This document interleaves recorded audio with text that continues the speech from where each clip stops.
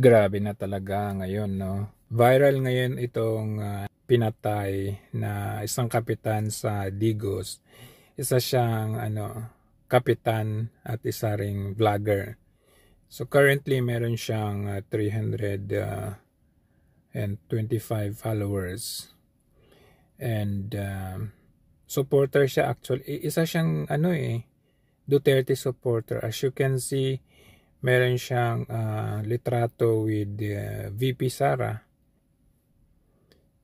Ayan ho. So this was May. Ito po yan yung naka eyeglasses si Kapitan Bukol. Kilala din ito dyan sa may bandang Mindanao. And kalunos-lunos ang sinapit niya kasi tignan ninyo. Ito, I think dinilit mismo ng Meta yung kanyang live kagabi siguro ito. Kasi yung last na post ito 11 hours ago. Parang may post pa siya with regard to the overpricing doon sa isang proyekto diyan sa may Digos. And makita ninyo andyan pa active pa siya dito 11 hours ago. So yung live niya mismo, kasi lagi siyang nagla-live and nag-i-expose kasi siya ng mga kabalbalan ng mga proyekto diyan sa like for example ito City of Digos. Ito makita ninyo ayan naka mark sa kanya yung magkano ang pondo na sinayang nila diyan for 0.9 million. So talagang nilalabanan niya din yung corruption, but at the same time nagla-live siya at tumutulong, pumupunta yung mga tao dito sa bahay niya. Tapos siya ay namimigay. Mabait siya at namimigay talaga siya. At ang pinakahuli kasi na makikita ninyo may mga posting kagaya nito, magla-live siya.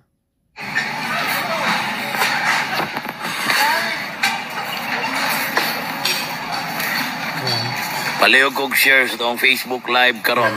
So ganyan siya, ganyan si Kapitan Bukol. At maraming mga taong pupunta sa kanya at tinutulungan niya, binibigyan niya kagaya nito. Nana sila dire Wala jud sila dito nagatang traffic light. Nana jud dire. Akong sama day mo dire.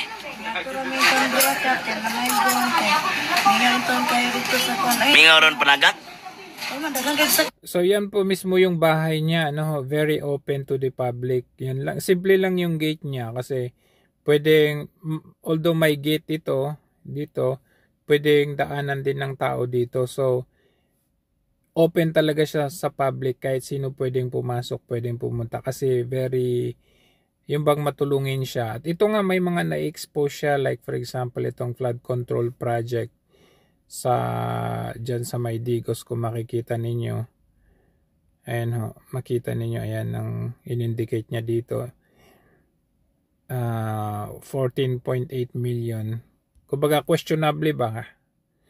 Lalo na ngayon, kumbaga nakiki-cooperate siya sa laban ng mga korupsyon. Ito 20 million naman ito at considered na completed or implemented, pero questionable sa taong bayan dyan sa may Digos.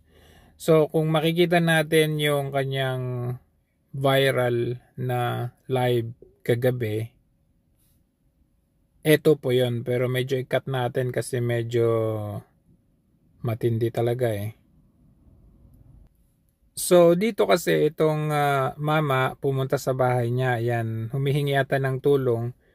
May dadaan na kotse dyan sa may harapan niya, and then after that may putok na ng baril at nandito kasi si Kape, tapos pupunta siya dito, mamaya duguan na siya. So medyo i-cut na natin pag sa parte na yan. Bagsak ako ikuha dito para siya sa pagmamang. Taga 3 de Mayo magano? Taga 3 de Mayo niya. Niya to sila sa balay kaya nasiya i-turnover ngayon nakitan. Gikan kasi mo trabaho? Naram ko rin lapo-lapo niya. Nato may sa kong sawa, nato may gigpit. Pinakukuha nga parcel dito sa kong pagmamang. Muli nakita ni mo ni pitaka? Lagi ano mas dalar. Alam niya. Oh. Kinsa'y tagiyan niyo. Kinsa may John Ray Labador. Sir John Ray Labador.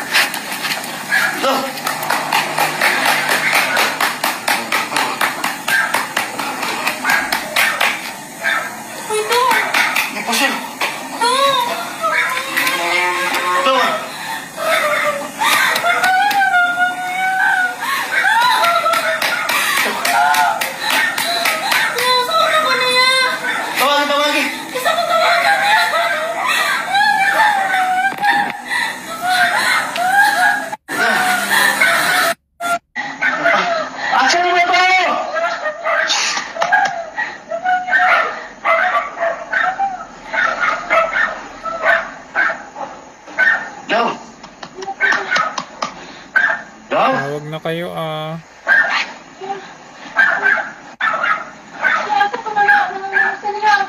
Tono. Sabat mo.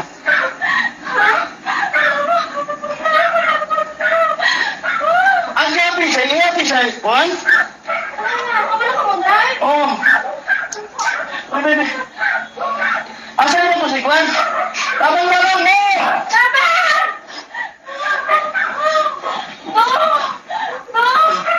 grabe ano. Tawag na.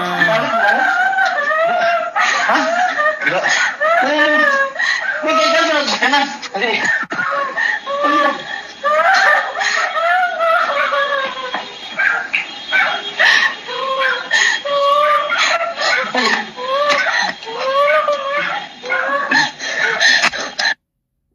Grabe no. Yan na yung pinakahuli.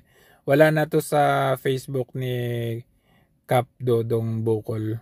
At yung mayor daw ng Digos City, ito daw ang suspecha nila na nagpapatay. Biya dong. Ako na may mong gihagit. Saan mo gusto dong mag-abot ha? Unsa oras, unsa adlaw. Anaanta ka dayon. Hindi na ko pabugnawon ka naman yan ng init-init pa ba? Asan na mo gusto dong? Manadayin ko. Dalan ta kag chinso ba? Tuloy ta kag chinso. Asan na mo gusto dong? Asan mo eh, ha? Isulti pangalan ako dong. Paliin mo ba may tapsing-tapsing? Anaan ta ka layon? Bisag karon gayon, karon naon ta ka. Asan mo gusto sa inyong balay? Naon ta ka. Ilasan mo eh. Ilasan ka kaya ba? Kaya nakabastos kag pulis, sikat ka na. Nakabastos kag mayor, sikat ka na. Ay, ikaw lang nun, ikakapapreso na ko dong ba? Ogma, naon ta ka. Ha? So, bali ito yung mayor nung Digos City na kinakalaban nitong si Kap Bukol. Yan po, kita nyo naman, oh. Bahay pa lang, amoy nangangamoy project, tingnan ninyo ito. Dudong Bukol manawa dahil kagabi ang dako. Sakitan man dahil ka. Ha? Di pa na maudong. Dapat kayo pabuton sa kuwa dong. Dapat kayo pabuton sa kuwa. Di ba na yung istorya? Kanang inyong pag-collaborate ni Juan, ni Chika, ni Sisi, yung wala kakaila, kadi katuganan. Ayun ta, dili ko karon lang natao dong. Dili ko karon lang natao, timan ni dong. Makuha rin mo yung bahin sa kuha. Makuha niya ang bahin. Pa. Suryahan tanay mo. Sige, gamitan na mong kwalya. Ipatak na sila. Gamitan na mong mayor tanan, sinaligan mo. Bisag linawa ay, Mark, dito katrasan. Gusto ka, baksing ta, atong papultahan para makabawi ta sa itong gasto. Glab ta, dahil sa kwan, kung di ka mo sukul o debate. Ano ang implication nito? Ano ang messaging nito? Na kung nga sa maliliit na bagay o sa lower level barangay kapitan na ito kinakalaban, ini-expose yung mga corruption doon sa lugar nila ay napapatay. How much more itong si Zaldico na mismong presidente ang kanyang ini-implicate dito. So, totoo talaga yung sinasabi ni Zaldico na delikado ang kanyang buhay. Yung kapitan nga pinatay. So, ito pa kaya. Nito nga lamang August 13, merong female engineer sa Ilocos Norte. Pinatay din. So, itong administrasyon nito, delikado talaga ang gobyernong ito dahil kapag ikaw ay nag-i-expose ng katiwalian sa gobyerno, meron ka talagang kalalagyan. Kunwari mabait itong mamang ito pero delikado ito.